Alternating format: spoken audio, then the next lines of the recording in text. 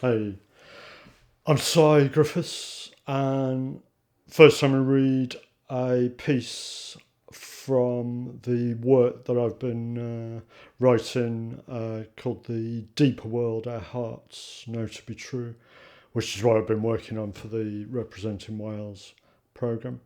And this is called Two Halves of a Twisted Spine.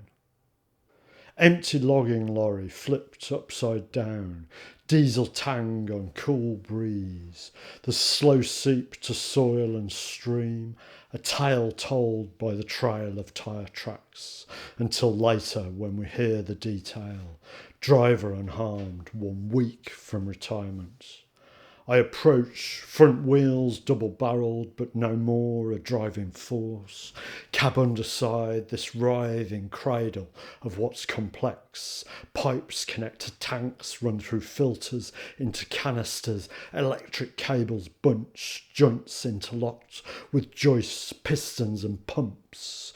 Red paint job dusted with grime, but for the leak and splatter of fluid.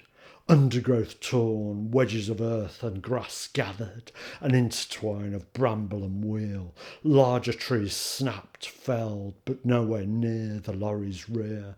Look closer, huge spike-like uprights to hold timber in place. Turn side on for a blunt and lethal scythe. Hacks that engineer themselves back hundreds of years. The ingenious imagination of cross-generational intent, the carrying practices of this culture, from chalices and cauldrons, from containers and carrier bags, all the way up to HGVs with red grab arms.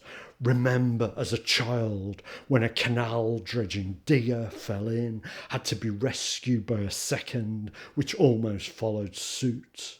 And mechanical aids, invincible until they fall and fail.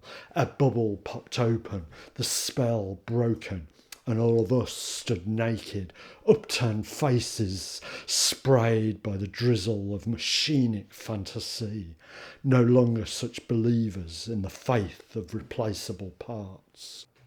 Then the things that were saved, a patch of ferns spared at topple points, and the one question held hanging on the breeze.